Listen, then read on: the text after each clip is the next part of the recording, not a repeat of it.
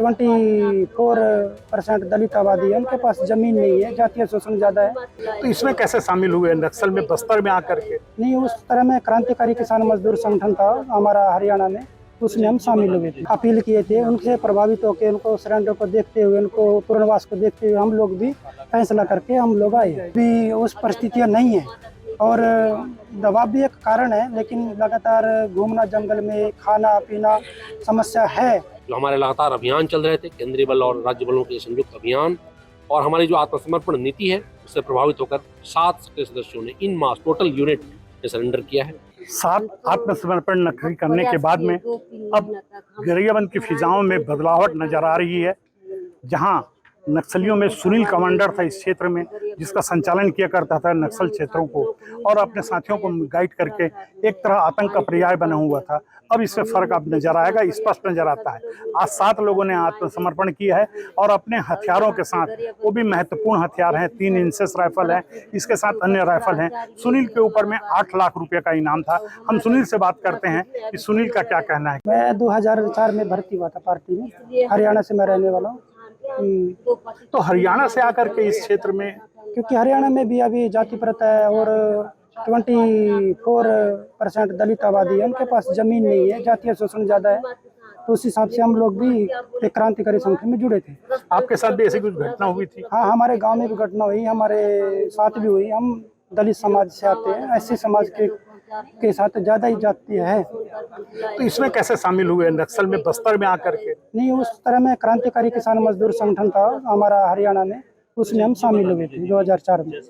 यहाँ इतने सालों से आप काम कर रहे हैं, लगभग 25 सालों से, क्या इस क्षेत्र के बारे में अनुभव है और यहाँ आपको पैर जमाने के लिए किसका सहयोग मिला और कितना सहयोग मिल पाया? यहाँ का समस्या गरियाबंद जिले में बहुत समस्या ही है। अभी उदंती अभयारण्य का समस्या है, किसानों का समस्या है, दलित का समस्या है, आदिवासियों का 5 मैन सूची एक्ट अभी तक लागू नहीं है, पेशा ग्राम सभा कानून है अभी और लागू नहीं है। तो हम आए हैं, इसलिए हमारा सशस्त्र सरकार के पास रहेगा, लेकिन हमारी आवाज़ जनता के साथ रहेगी। तो क्या आप अभी मानते हैं संघर्ष का रास्ता आप अभी भी अपनाएंगे? नहीं, हम सशस्त्र संघर्ष नहीं अपनाएंगे, जनता को जो उनका हक मिले उसके लिए आवाज़ उठाएंगे। जो कामरेड सोनू दादा, कामरेड रूपेश दादा जो अपील किए थे, उनसे प्रभावित होकर, उनको सरेंडर को देखते हुए, उनको पुनर्वास को देखते हुए हम लोग भी फैसला करके हम लोग आए हैं। कितने लोग आप लोग आए हैं और कितने नक्सली अभी बचे हैं जो आना चाहते हैं इस क्षेत्र? हाँ, इसमें हमारा उदंती एरिया कमेटी है, जो डीजन डीवीडी कमेटी के अंदर एक उदंती एरिया कमेटी रहती है, उसका मैं प्रभारी हूँ। और अभी हम 7 लोग आए हैं और कम से कम 25 लोग 26 लोग बचे। उनके लिए क्या भावना है, क्या संदेश उनके लिए है? नहीं, हम अभी हमारा कामरेड अंजू दीदी है और कामरेड बलदेव दादा है और कामरेड रामदास है, ज्योति है, उनको भी हम अपील करते हैं। अभी ये सशस्त्र संघर्ष विराम देने से ठीक है, अभी उस तरह से परिस्थितियां नहीं है, उस तरह से हम संघर्ष नहीं कर सकते, नहीं लड़ सकते, लड़ाई अभी नहीं जीत सकते। बाद में सुसाइड जैसा ही हो जाएगा। कुछ लोग जिद पकड़े हुए हैं, हथियारबंद संघर्ष चलाएंगे। अभी लगातार फोर्स का दबाव है और मुठभेड़ लगातार जारी है। पिछले समय हमारे 2 कामरेड बड़े बड़े सीसी चलपति दादा और मनोज दादा भी इस मुठभेड़ में शहीद हो चुके हैं और बहुत से कार्यकर्ता भी, और हमारे कुछ साथी बीमार भी है और इलाज भी मुश्किल हो रहा है। इनसे भी मेरा अपील है कि मैं जिम्मेदारी लेता हूँ, मेरा नंबर भी मैं जारी करता हूँ और मेरा नंबर है 932999132220। ये नंबर से मेरे से संपर्क कर सकते हैं। मैं किसी भी हर चीज़ का गारंटी लेने के लिए, आप कुछ घटना नहीं होगा, मुठभेड़ नहीं होगा, आपको एनकाउंटर में नहीं मारा जाएगा। मतलब जो मुठभेड़ का एक दबाव था, लेकिन मुख्य ये नहीं है। मुख्य अभी जो सशस्त्र आंदोलन नहीं चल सकता है, अभी उस परिस्थितियाँ नहीं है और दबाव भी एक कारण है, लेकिन लगातार घूमना जंगल में, खाना पीना समस्या है और जनता का सहयोग थोड़ा कम हुआ है।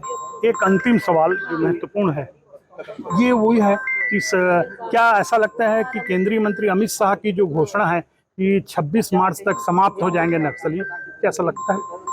नहीं, वो बराबर ही है। अगर लगातार फोर्स अटैक करती रहेगी, हमला करती रहेगी और टीम को घेरती रहेगी, तो हो सकता है ये सशस्त्र आंदोलन कुछ लोग मारे जाए, नहीं तो सरेंडर हो जाएंगे।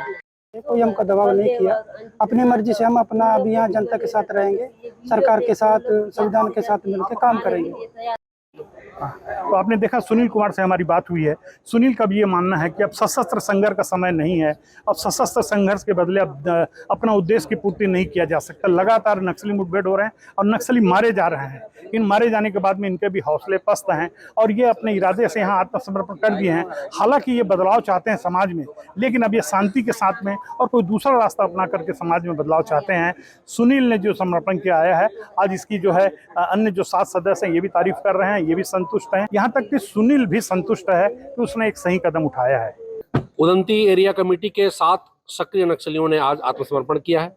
यह जिले के लिए और क्षेत्र के लिए ऐतिहासिक सफलता है। उदंती एरिया कमेटी जो था, धमतरी, गरियाबंद एरिया और उड़ीसा का अत्यंत ही महत्वपूर्ण एरिया कमेटी था, 4 में से, जो कि छत्तीसगढ़ और उड़ीसा को जोड़ने वाले क्रूशियल जंक्शन पर अवस्थित था। 25 वर्षों से सुरक्षा बल लगातार यहाँ मेहनत कर रहे थे नक्सली संगठन को कमजोर और ध्वस्त करने के लिए। और आज हम देख रहे हैं कि जो हमारे लगातार अभियान चल रहे थे, केंद्रीय बल और राज्य बलों के संयुक्त अभियान, और हमारी जो आत्मसमर्पण नीति है, उससे प्रभावित होकर 7 सक्रिय सदस्यों ने इन मास टोटल यूनिट ने सरेंडर किया है। तो अत्यंत बहुत बड़ी उपलब्धि है। सर, कितने हथियार और कितने के इनामी थे सर? ये 7 नक्सलियों पर कुल 36 लाख का इनाम था। कुछ पर 8-8 लाख, कुछ पे 5-5 लाख और एक पे 1 लाख। इनके साथ 6 हथियार आए हैं, 440 हथियार, 1 इंसास, 1 SLR, 3 इंसास और 2 कंट्रीमेड वेपन्स। सर, अंतिम सवाल है, कितनी बड़ी इससे सफलता मानते हैं? बहुत बड़ी सफलता मानता हूं मैं। नक्सली संगठन 2 बड़े अभियानों के बाद और अनेक सरेंडर्स के बाद बहुत कमजोर हो चुका है। इसके बाद जो बचे हुए नक्सली हैं, उनके पास सरेंडर के अलावा और कोई रास्ता बचा नहीं। फारूक मेमन, IBC 24, गरियाबंद।